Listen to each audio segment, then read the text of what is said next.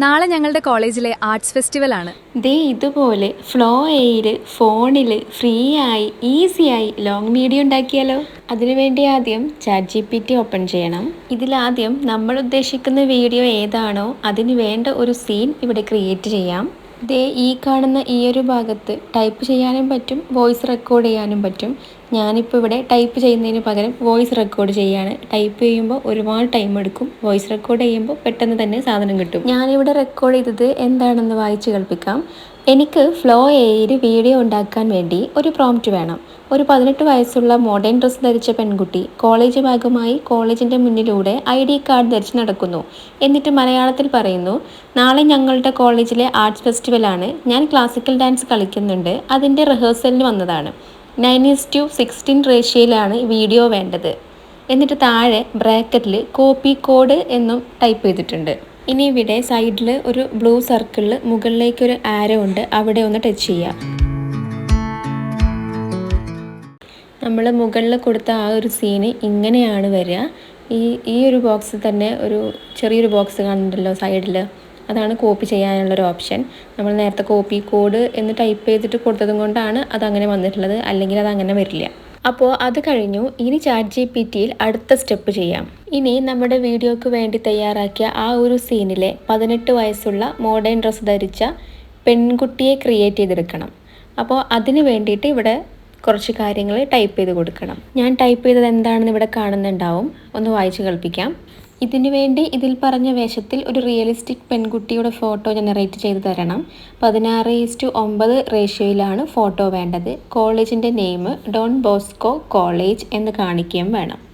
എന്നിട്ട് നേരത്തെ ചെയ്ത പോലെ തന്നെ സൈഡിലുള്ള ബ്ലൂ സർക്കിളിലെ ആരോയിൽ ഒന്ന് ടച്ച് ചെയ്യുമ്പോൾ ദേ ഇങ്ങനെ ഫോട്ടോ ജനറേറ്റ് ചെയ്ത് വരും.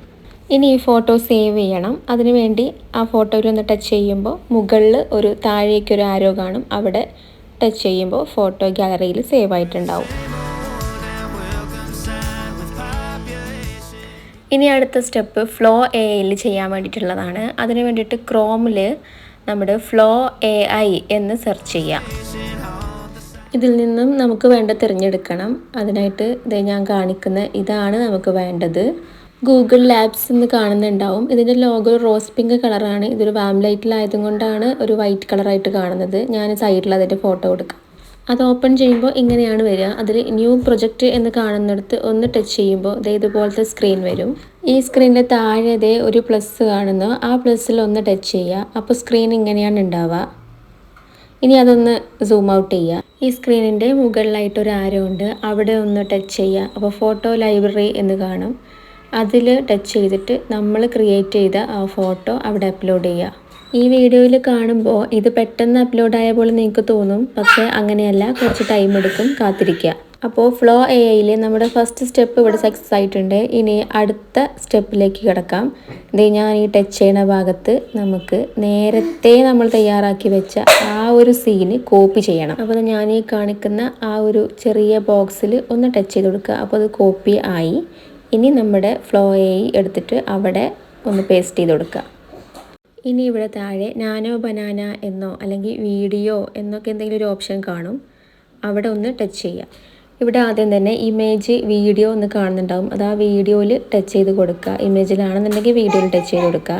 ഇനി ഇതിൻ്റെ താഴേക്ക് കുറേ ഓപ്ഷൻ ഉണ്ട്. 9:16, 16:9 അങ്ങനെ കാണുന്നുണ്ട്. അത് 16:9 എന്നുള്ളിടത്ത് ഒന്ന് ടച്ച് ചെയ്യുക. അതേപോലെ അതിൻ്റെ താഴെ ഇതാക്കണ 4S 6S, അത് 4 സെക്കൻഡ് 6 സെക്കൻഡ് 8 സെക്കൻഡ് 10 സെക്കൻഡ് എന്നുള്ളതാണ്.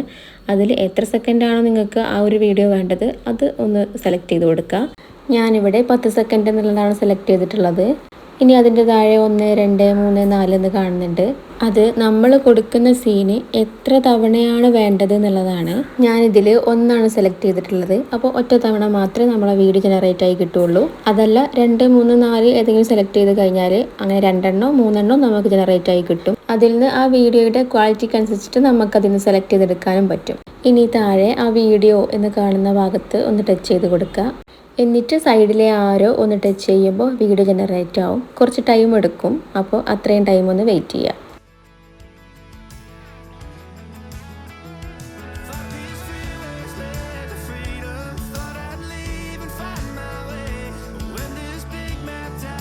breaks me ദേ വീഡിയോ ഇവിടെ ജനറേറ്റ് ആയി കിട്ടിയിട്ടുണ്ട്. നിങ്ങൾ വിചാരിക്കും ഇത് ഇത്ര പെട്ടെന്ന് വന്നല്ലോ എന്ന്. അങ്ങനെയല്ല, കുറച്ച് സമയം എടുത്തിട്ടുണ്ട്. ഇനി ഇതൊന്ന് പ്ലേ ചെയ്ത് കാണാം. നാളെ ഞങ്ങളുടെ കോളേജിലെ ആർട്സ് ഫെസ്റ്റിവൽ ആണ്. ഞാൻ ക്ലാസിക്കൽ ഡാൻസ് കളിക്കുന്നുണ്ട്. അതിൻ്റെ റിഹേഴ്സലിന് വേണ്ടി വന്നതാണ്. ഇനി ഈ വീഡിയോ സേവ് ചെയ്യണം. ഈ ഒരു വീഡിയോ ഒന്ന് സൂം ഇൻ ചെയ്ത് കഴിഞ്ഞാൽ അവിടെ സേവ് ചെയ്യാനുള്ളൊരു ഓപ്ഷൻ ഉണ്ട്. അവിടെ ഒന്ന് ടച്ച് ചെയ്യുക. എന്നിട്ട് ഈ കാണുന്നതിൽ രണ്ടാമത്തെ ഓപ്ഷൻ ടച്ച് ചെയ്യുക.